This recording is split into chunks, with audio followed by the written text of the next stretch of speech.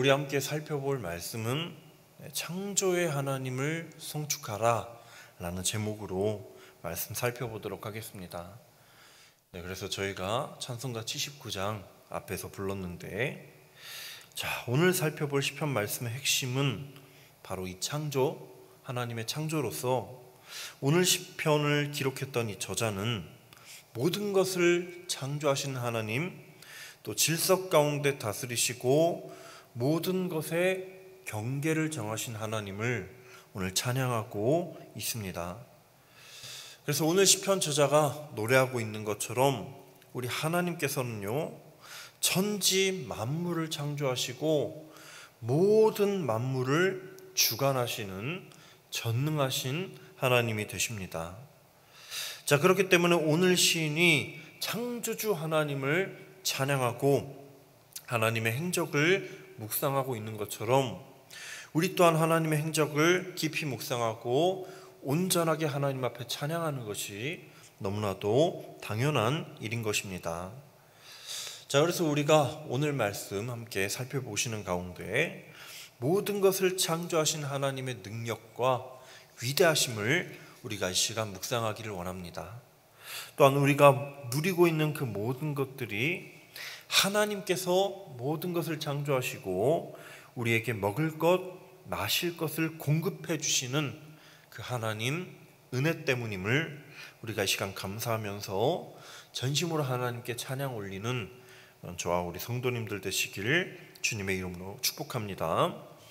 그래서 이제 말씀을 한번 살펴보고자 하는데, 먼저 1절 말씀을 보게 되면 시편 저자는 이렇게 노래하고 있습니다. 우리 함께 낭독하도록 하겠습니다. 시작. 내 영혼아 여호와를 송축하라. 여호와 나의 하나님이여, 주는 심히 위대하시며 존귀와 권위로 옷 입으셨나이다. 아멘. 그래서 오늘 시편 저자는 내 영혼아 여호와를 송축하라, 하나님을 찬양해야 된다, 그렇게 고백을 하면서 하나님을 위대하시며 존귀와 권위로 옷을 입으신 분이시다 라고 말씀하고 있습니다. 그래서 당시 이제 고대 사회에서 이 옷이라는 것은요, 옛날 사람들도 그랬지만 사람의 신분을 표현하는 굉장히 중요한 수단 중 하나였습니다.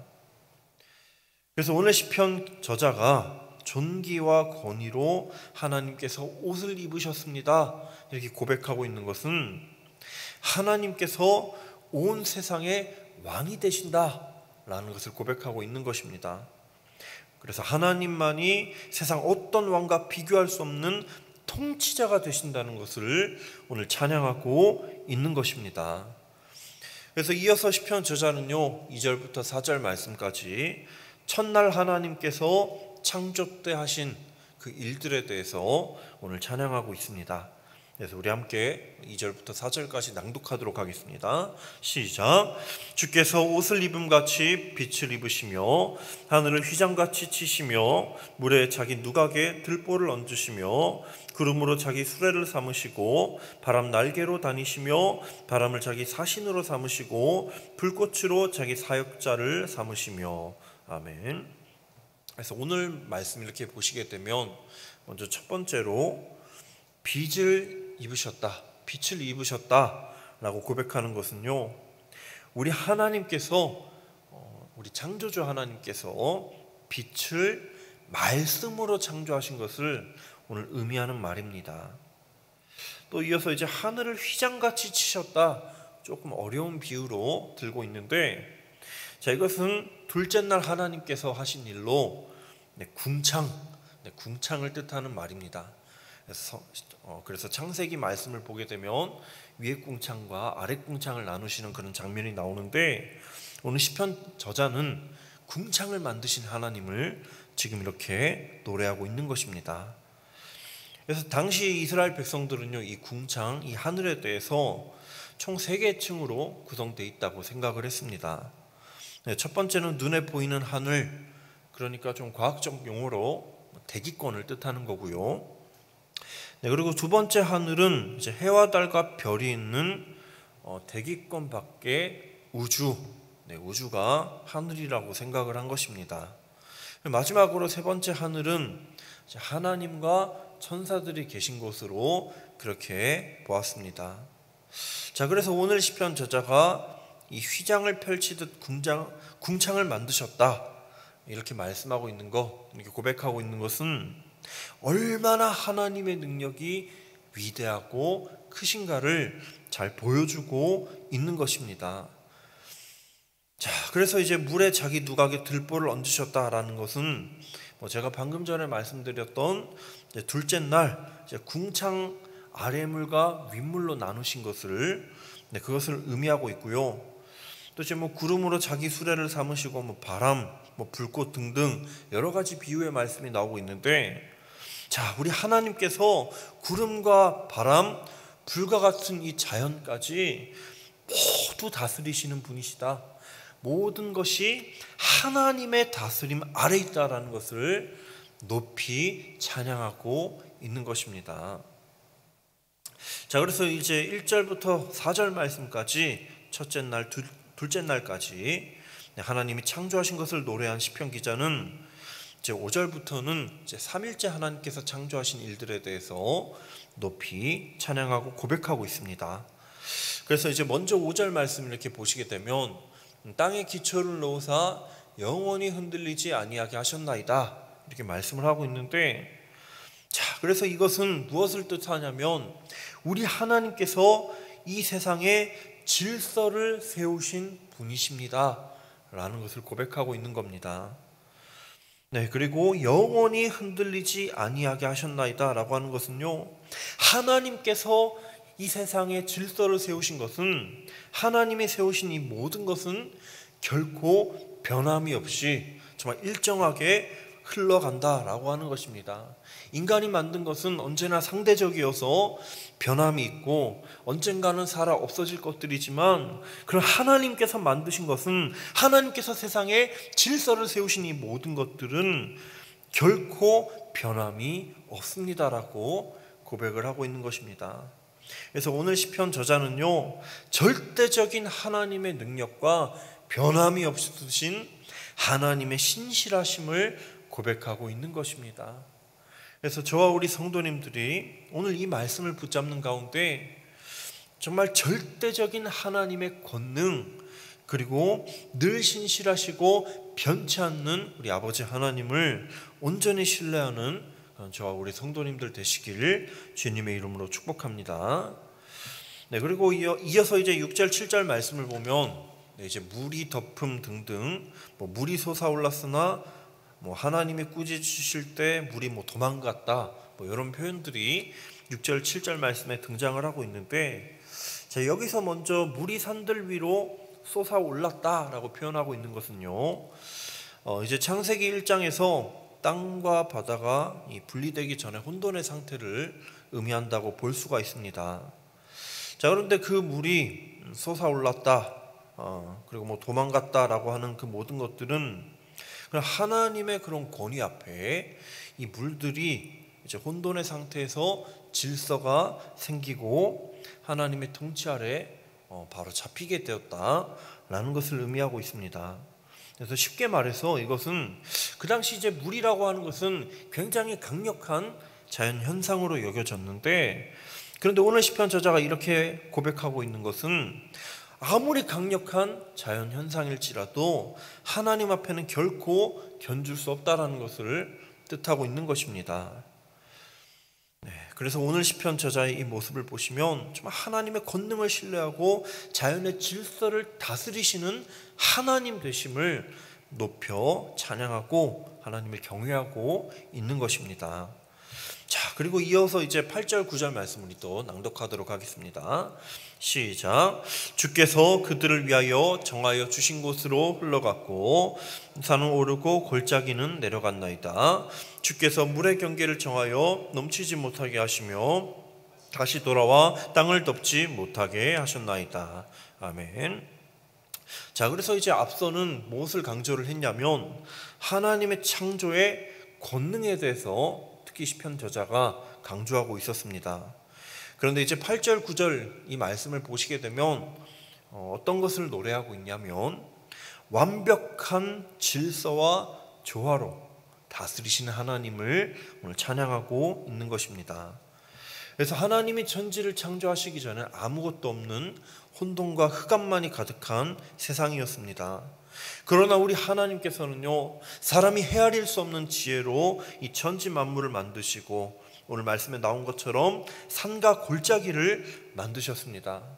그리고 특별히 우리가 주목할 것은 물의 경계를 정하셔서 이 물들이 정해진 경로로 흐르도록 우리 하나님께서 인도하셨다라는 것입니다. 자, 하나님께서 물의 경계를 정하심으로 말미암아 이 생태계 가운데 어떤 일이 일어날 수 있었을까요? 그것은 바로 이 생태계의 균형이 잡힐 수 있게 되었고, 다양한 동물들과 식물들이 자라날 수 있는 그런 환경이 만들어졌던 겁니다. 자, 그리고 우리에게 있어서도 너무나도 중요한 일이 일어났습니다. 만약에 하나님께서 이 물의 경로를 지정하지 않으시고 중구난방 있는 채로 그대로 내버려 두셨다면 아마 제 생각에는 매일 쓰나미와 같은 대재앙, 정말 물이 정해진 경로로 흐르지 않고 계속 우리의 삶을 무너뜨리고 우리를 덮치는 그런 대재앙으로 이 물이 다가왔을 것입니다. 그래서 매일 수많은 사람들이 죽어나갈 수밖에 없었을 겁니다. 그러나 우리 하나님께서는요, 그것을 그대로 내버려 두지 않으셨습니다. 분명하게 창조의 질서를 부어주셔서 우리 모두가 또 생태계가 살아갈 수 있는 너무나도 좋은 환경들을 만들어 주셨다라고 하는 것입니다.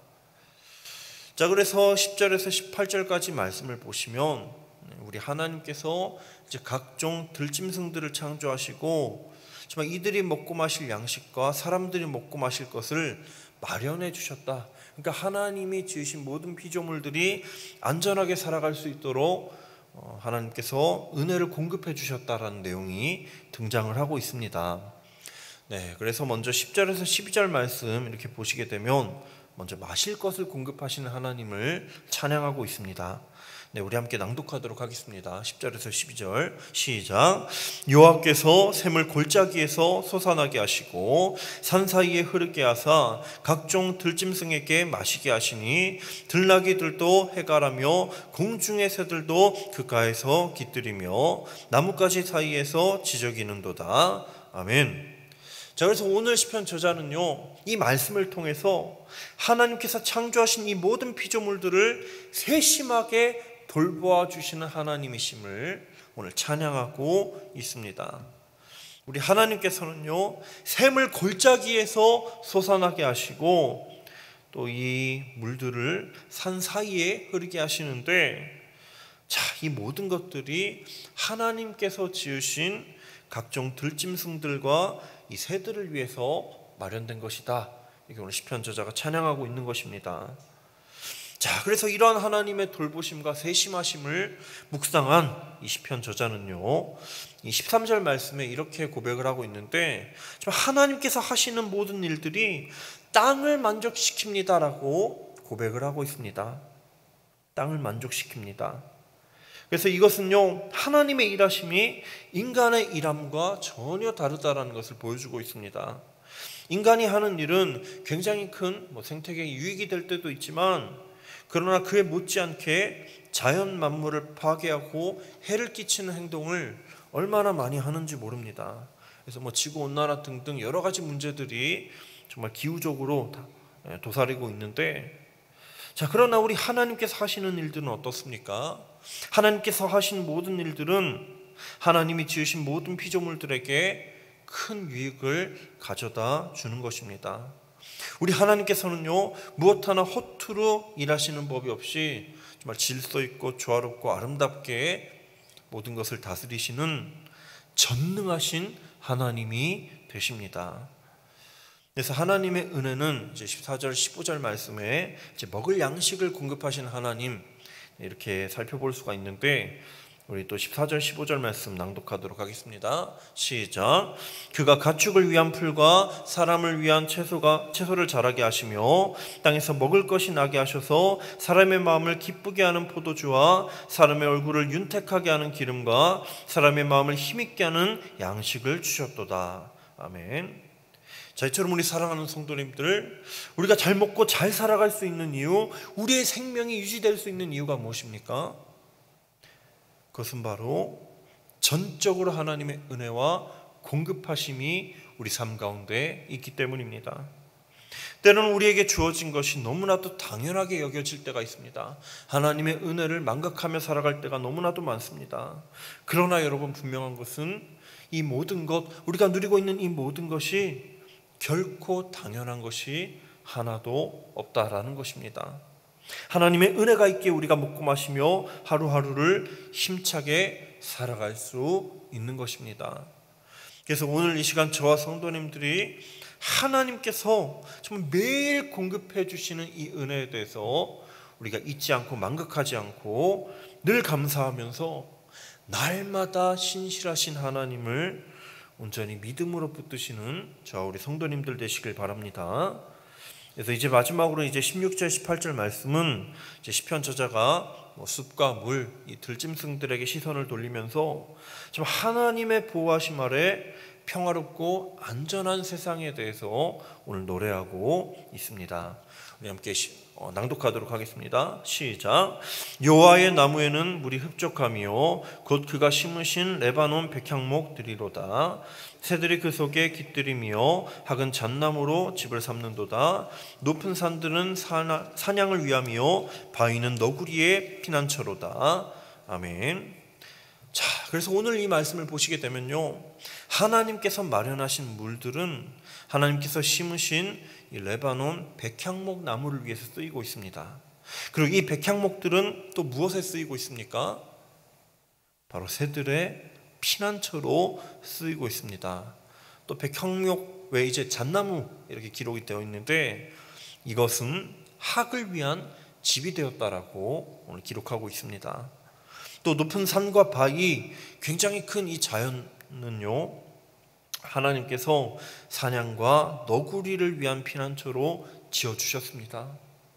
자, 이처럼 하나님께서는요, 하나님이 지으신 이 모든 만물을 세심하게 배려하시는 분임을 우리가 알 수 있습니다. 우리 하나님께서는요, 모든 것들을 창조하시고 지으실 때 심심풀이로 지으신 것이 단 하나도 없이 모든 생명체들의 필요에 맞게 먹고 마실 것, 더 나아가서 거할 처소까지 마련해 주시는 분이십니다. 그래서 오늘 우리는요, 이 말씀을 기억하면서 모든 피조물들을 세심하게 배려하시는 이 하나님의 모습을 본받아서 우리 또한 주변 환경과 이웃들에게 돌봄과 관심을 우리가 실천해야 되는 것입니다. 그래서 이제 오늘 말씀 곧 맺고자 합니다. 우리 사랑하는 성도님들, 오늘 이 시간 우리가 이 말씀을 기억하면서 우리 하나님께서 이 모든 만물을 창조하실 때 정말 그저 창조하신 것이 아니라 심심풀이로 창조하신 것이 아니라 정말 세심하게 모든 만물을 배려하시고 조화롭고 질서 가운데 창조하셨다라는 것을 이 시간 기억하시길 바랍니다. 또한 우리가 매일매일 하나님 앞에 살아갈 수 있는 이유가 정말 하나님의 공급하심과 돌보심이 있었기 때문임을 깨닫고 우리가 정말 하나님의 은혜를 입은 자로서 우리 주변 환경과 이웃들에게 하나님의 돌봄과 관심을 실천하는 그런 주의 자녀 되시기를 이 시간 주님의 이름으로 축복합니다. 그래서 두 가지 기도 제목 올려드리고 함께 마치도록 하겠습니다. 첫 번째, 하나님께서 모든 만물을 질서 있고 세심하게 창조하셨다는 사실을 늘 믿음으로 붙들게 하여 주시옵소서. 우리를 향한 하나님의 공급하심과 돌보심을 날마다 감사하며 살아가게 하여 주시고 주변 환경과 이웃들에게 돌봄과 관심을 실천하는 삶을 살아갈 수 있도록 주님 붙잡아 달라고 함께 기도하도록 하겠습니다.